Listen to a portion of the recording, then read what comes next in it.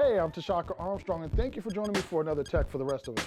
Today, we're taking a look at Samsung's Galaxy S8 and S8 Plus. Now, there's a lot of interest in these phones, understandably so, with the whole Note 7 exploding battery fiasco. Hey, is this going to save Samsung? Is this really going to help their reputation?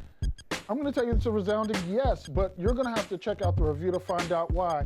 Let's dig into it. I've used this phone for a little over a week, so this is an early review because there's actually so much going on with this phone that given more time, I may uncover even more to talk about.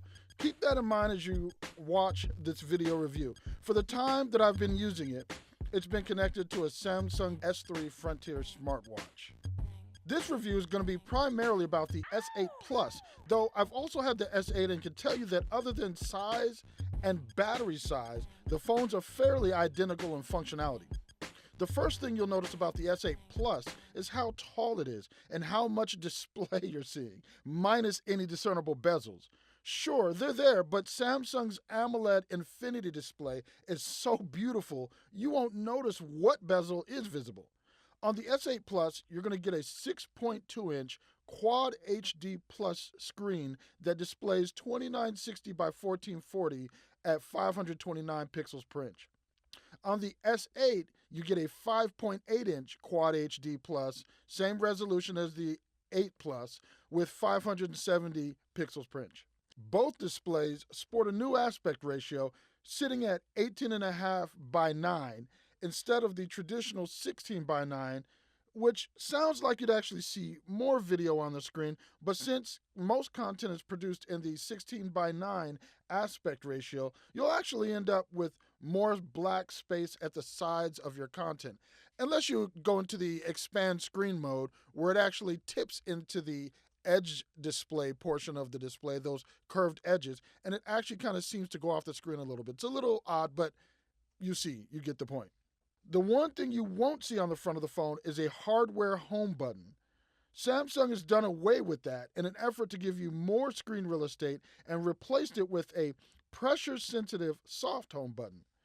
The tactile feedback you get with this new implementation of the home button is a reassuring experience which gives you positive feedback as you hard press it to activate features. From the lock screen, hard pressing it takes you to the notification screen. From the phone's home screen, hard pressing it activates Google Assistant. From within any app, soft pressing it takes you back to the home screen, while hard pressing it activates Google Now on tap. The front of the phone is where you'll also find the 8-megapixel front-facing camera, an array of sensors, and the earpiece/speaker. The sensor part is where it gets interesting. You get an iris scanner, and the camera supports facial recognition. For me, the iris scanner has actually been more foolproof than facial recognition, though when the latter works, it is incredibly fast. Matter of fact, when facial recognition worked for me, you wouldn't know it was there because it scanned my face so fast and had the phone unlocked that I rarely see the face unlock dialog screen.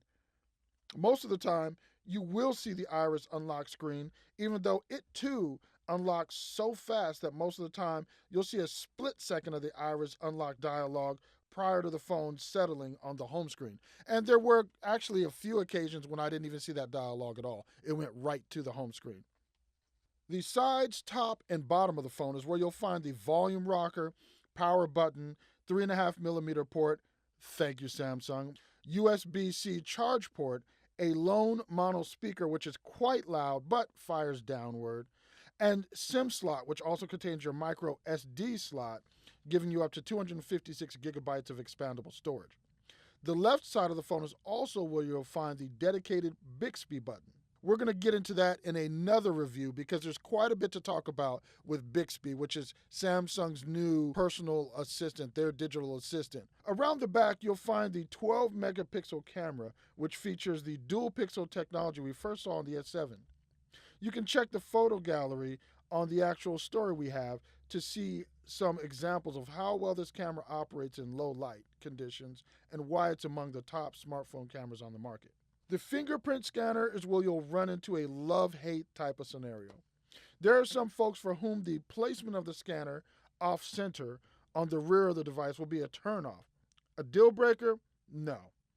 I'm not a huge fan, and rumor has it that the reason why the scanner is there in that location is because Samsung was working on a biometric technology which would exist just below the screen on the front of the device, but that wasn't ready in time for the release of the S8 and S8 Plus. Maybe we'll see it on the next iteration of the Note.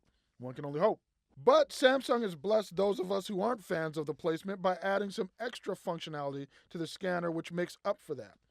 Hitting the setting menu, you can turn on a feature which allows you to swipe up and down on the scanner to open or close the notification shade.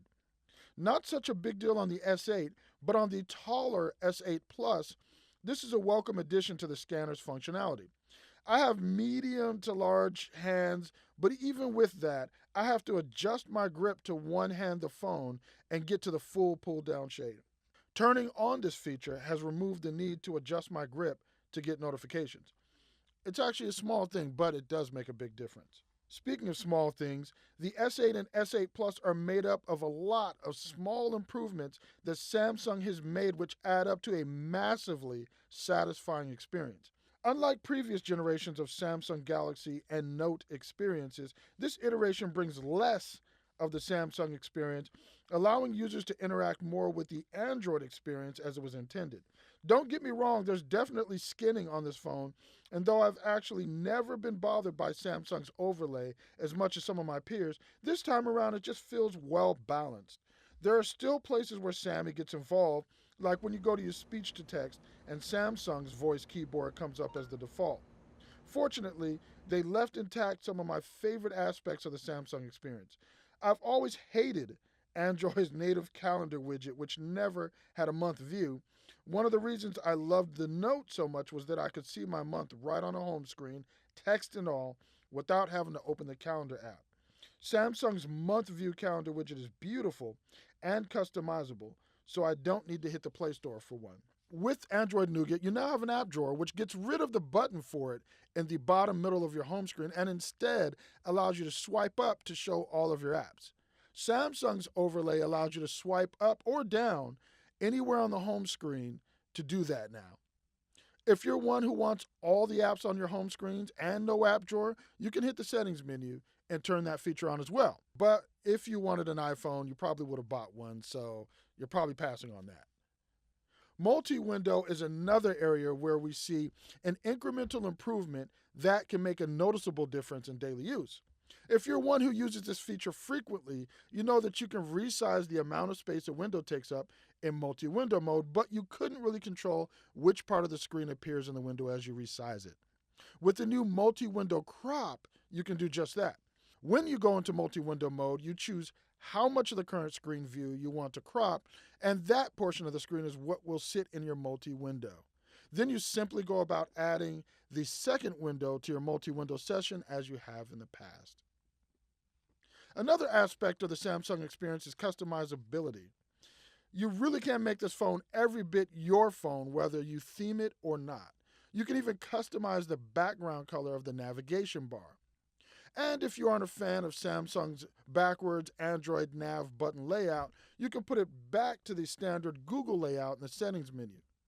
And speaking of customizing, if battery life is of the utmost importance to you, you can even customize screen resolution and choose a less battery-hungry setting, going from the WQHD setting all the way down to what Samsung calls HD+, which is slightly higher resolution than 720p. With all this high-resolution display and everything running on the phone, you would think battery life would be mediocre, but I have to say that in the time I've been testing, I've found that the battery life is pretty darn solid. I've been getting 18 to 20 hours use out of the phone. Time will tell as the battery becomes conditioned how that really pans out. But for now, I can say that it is definitely a strong performer in the area of battery life. And that's the S8 Plus and the S8. There's so much to dig into with these. We're still going to be putting up reviews in the coming days or weeks as we dig more into the phones. First displays with HDR. They also have a DAC in them that is promising superb sound. Still some things we have to test out fully. We'll have that for you. If you have any questions, anything we didn't answer in the video, please leave it in the comment section below. I'll get to them. As always, thank you for watching.